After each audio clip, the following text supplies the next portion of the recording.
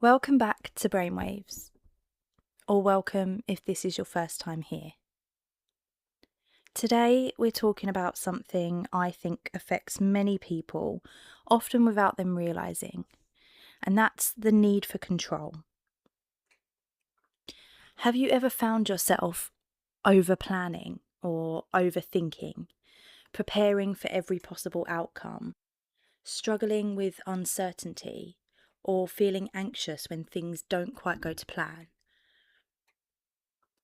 I don't just want to talk about why we do this. I also want to talk about how we can start to loosen our grip on control without feeling unsafe or overwhelmed or completely out of our depth. I'm going to share some practical steps that you can take to feel calmer around uncertainty and stop carrying the impossible responsibility of controlling everything. When people hear the phrase control issues, they often picture someone who wants to control other people. But that's not what I'm talking about today.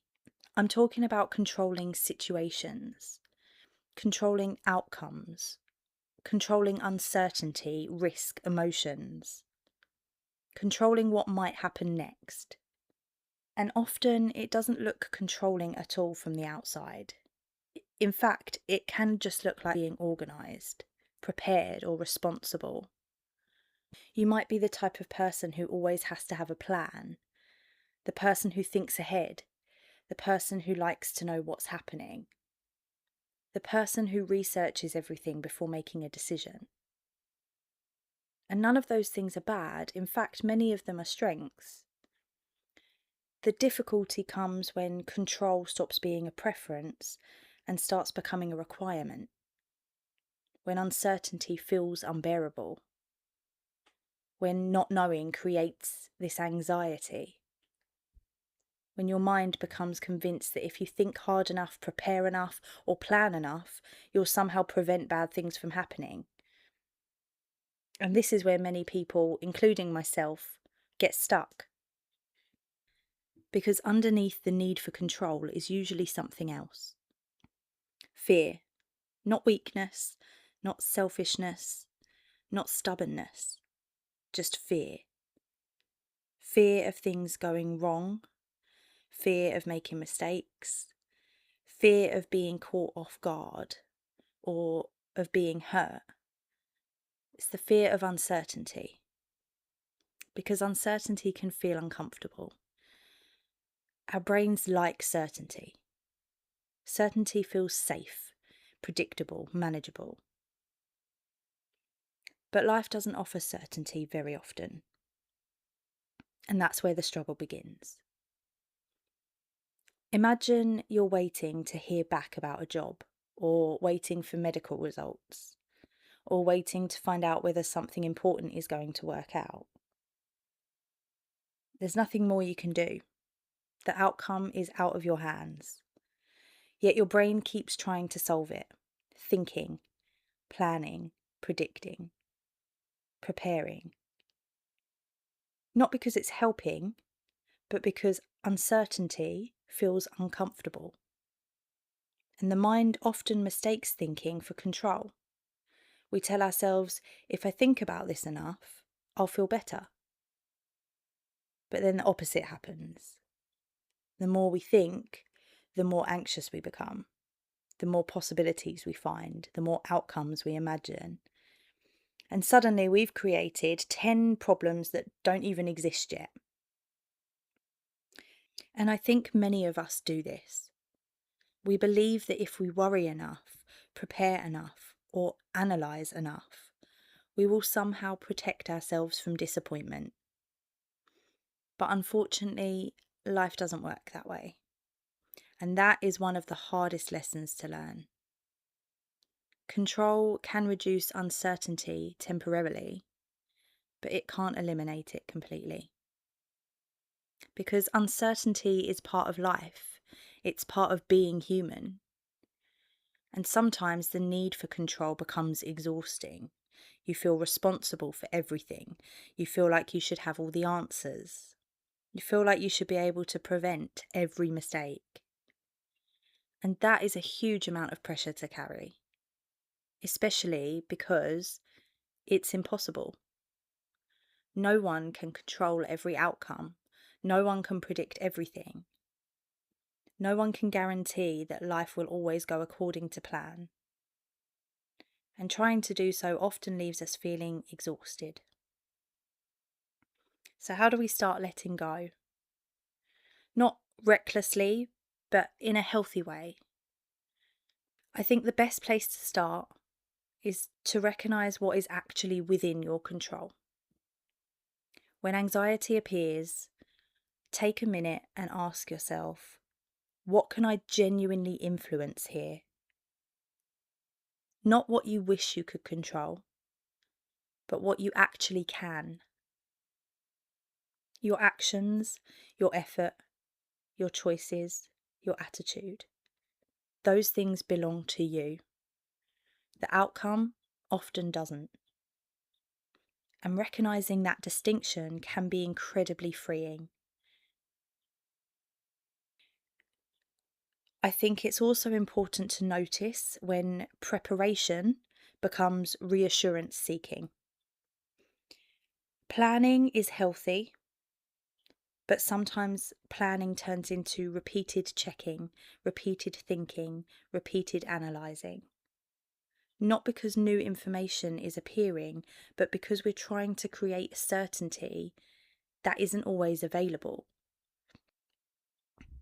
When you notice yourself going around in circles mentally, ask yourself, am I solving a problem or am I searching for reassurance? That question can be very powerful. We can also practice tolerating small amounts of uncertainty, and this step in particular has really helped me to overcome my need for controlling certain situations or for obsessing over the outcome. This is where growth happens, not by removing uncertainty, but by learning that you can cope with it. Leave a text message unanswered for a little while. Make a decision without researching it for hours. Allow yourself not to know every detail. Start small.